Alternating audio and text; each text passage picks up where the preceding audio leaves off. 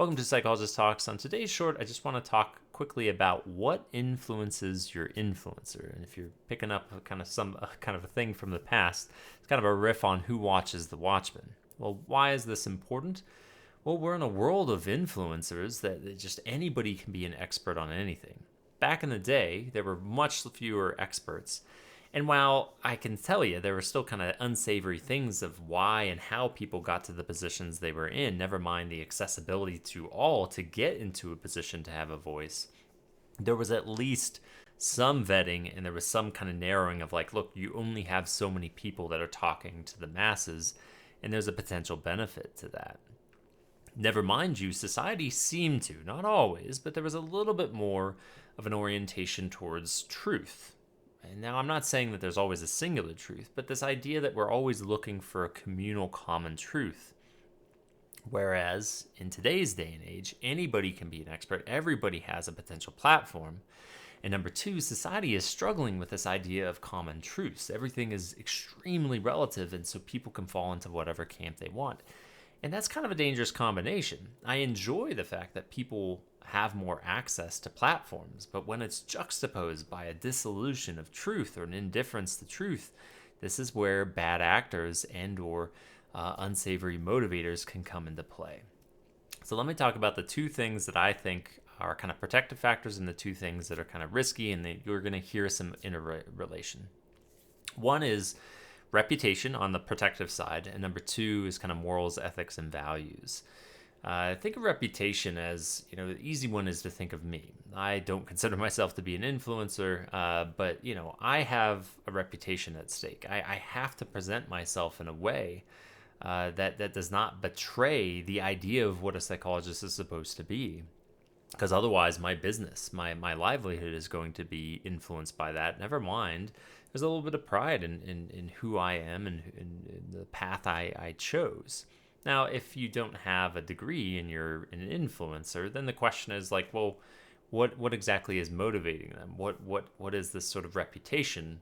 And that's where I pull to like morals and ethics and values, where if the society doesn't care about transparency, trust, openness, flexibility, and those sorts of things, maybe you should be asking yourself, how does this person present their product or their ideology or, whatever it is on their channel? I don't care if it's a cooking one.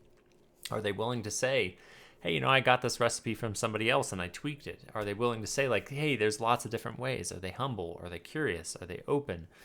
Again, transparent. Those I think are very protective factors of like, look, this person has something at stake, and beneath that kind of stake is some sort of morals and values and ethics that aren't self-serving, that are more communal in nature. They're more giving in nature. They're not invested in protecting a certain way in which you see them. They present themselves more authentically and genuinely. However, we've got some counterbalancing forces here. The two are money and ego.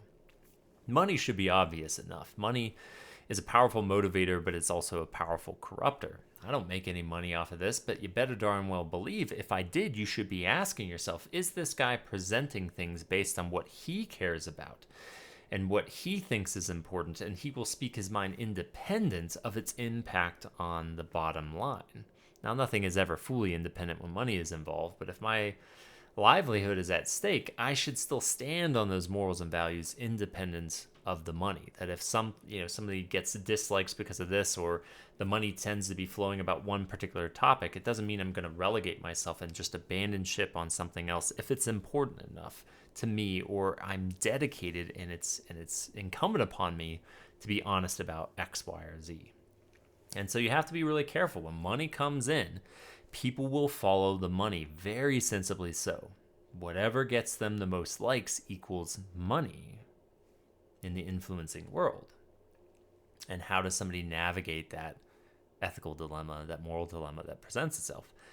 Which reaches to number two, is the ego. That even independent of money, money also stokes the ego. The ego feels really good. I make lots of money. I'm very popular, though. And so people will even betray themselves. They will present themselves as somebody that they are not, because that is what they get a positive response out of. And once again, in the influencer world, that is directly tied to the potential for money. And so, if one's sense of self is dependent upon likes, it depends on who their audience is. That's someone very, amoral, unsavory, or, the people who just are assholes to people online because it gets them likes. It's feeding the ego rather than a set of morals and values and ethics, as we spoke to, number one.